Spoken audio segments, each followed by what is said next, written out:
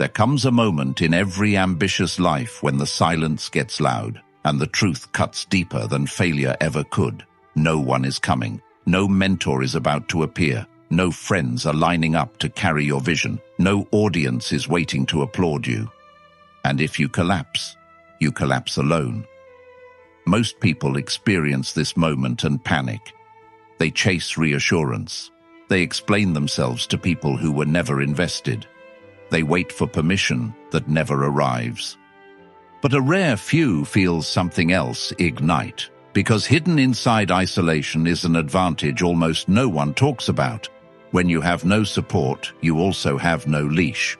History quietly favors the self-backed, the builders, the ones who learn to move without applause. So the question is not whether you are alone. The question is, what will you become because of it? Tonight, you will learn why zero support is not a setback. It is a strategic position. But understand this first. Most people are not built for what you are about to hear, are you? The cold power of zero support. Isolation is not the exception. It is the proving ground. Nearly everyone expects guidance, encouragement, someone to steady the path. Yet reality rarely negotiates with expectation. The great political thinkers understood this well. Power has always favored the individual who could stand without scaffolding. Every minute spent convincing doubters drains momentum. Every explanation leaks authority. Eventually, you realize something freeing. You don't actually need agreement to advance. When external noise disappears, decision-making sharpens. Hesitation fades. Your direction becomes self-issued, and suddenly, what once felt like abandonment starts to resemble autonomy. Most people never reach this realization because support is comfortable, and comfort quietly slows execution. Remove the cushion, and urgency appears. Remove the witnesses, and discipline becomes internal. Remove the fallback, and you discover how capable you really are. But this is only the surface, because once you stop searching for reinforcement, a far more dangerous phase begins. Zero support is freedom. Picture stepping onto a battlefield and noticing no one is standing beside you. At first it feels terrifying. Then something shifts. No opinions to dilute your strategy, no expectations to manage, no distractions disguised as loyalty, just you and the objective. Support can strengthen, but it can also soften. Too many voices create hesitation disguised as collaboration. Operating alone demands range. You learn faster because you must. You adapt quicker because delay costs you. Skills stack, awareness sharpens, self-trust expands. And without realizing it, you stop behaving like someone waiting to be led and start moving like someone others instinctively follow. Still, freedom introduces a new requirement. If no one is watching, who are you becoming in private? That question ushers you into the phase that separates observers from architects. The ghost phase. There is a season of success almost nobody witnesses, a stretch where progress happens off camera. This is the ghost phase. You stop announcing moves, stop broadcasting plans, stop seeking early validation. Silence becomes operational. Because the fastest way to weaken a goal is to expose it before it has structure. When fewer people know your direction, fewer people can project doubt onto it. So you build quietly. Let others underestimate you. It buys time. Let them misread your restraint. It creates space. While the world debates appearances, you accumulate results. Failures hit differently when no one is around to soften them, but they educate faster too. Each mistake becomes precise instruction rather than public embarrassment. Gradually, something powerful forms, an internal fortress. Yet make no mistake, this phase is not romantic. It will test you. And what you do with that pressure determines everything. Strategic pain and dark energy. Solitude has weight. There will be nights when progress feels invisible. mornings when motivation must be manufactured, stretches where doubt tries to narrate your future. Most retreat here, but pressure is not always destructive. Often, it is refining. Emotion is raw energy. Left unmanaged, it scatters. Directed properly, it accelerates. Frustration becomes output. Rejection becomes focus. Anger becomes forward motion. Instead of asking, "Why is this happening to me?"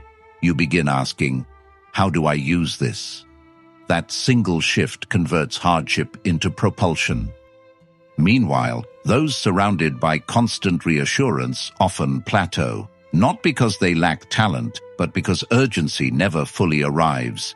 You, however, are being sharpened, and sharpening prepares you for leadership, starting with the hardest person you will ever have to command, yourself.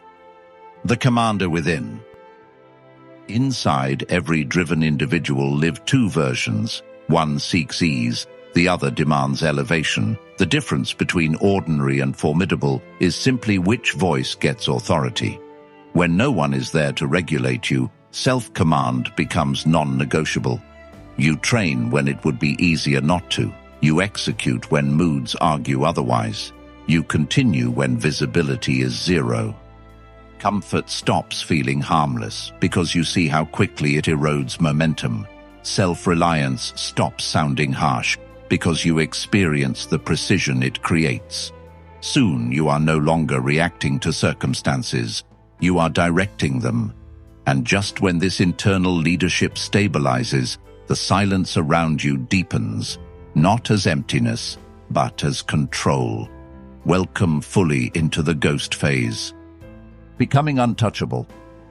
Operating quietly changes how you perceive the world. Distractions lose their pull. Approval loses its urgency. Noise becomes easier to filter. You begin investing energy deliberately instead of emotionally. Ignored messages stop feeling rude. They feel selective. Unanswered provocations stop feeling tempting. They feel irrelevant. Attention, once given freely, becomes strategic currency.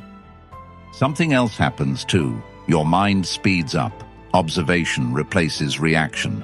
Patterns reveal themselves sooner. People who once overlooked you start sensing a shift they can't quite define. Not louder, just harder to access. Here lies the paradox. The less you chase recognition, the more noticeable your presence becomes. But invisibility is not about detachment from life. It is about attachment to purpose, and purpose demands structure. So you build your own ecosystem.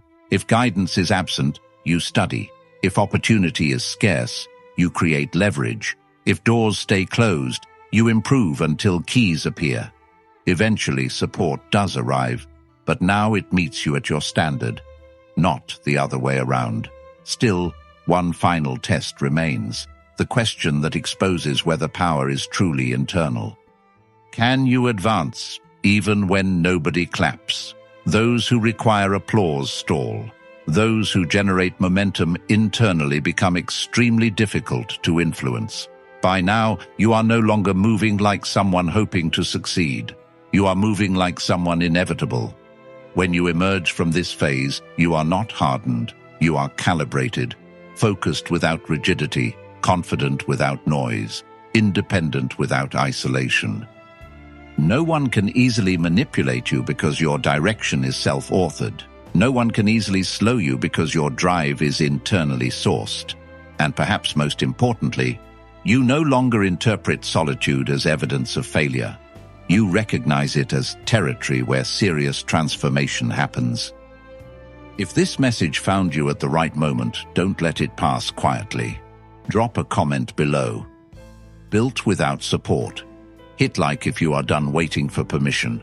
Subscribe if you are ready to think strategically, move deliberately, and build a life that does not depend on approval. Because the truth is, the world does not pause to lift the hesitant, but it makes room for the self-directed. Your solitude is not proof that you are losing. It may be the clearest sign yet that you are building something strong enough to stand on its own. Now move accordingly. Your rise begins the moment you stop waiting and start leading yourself.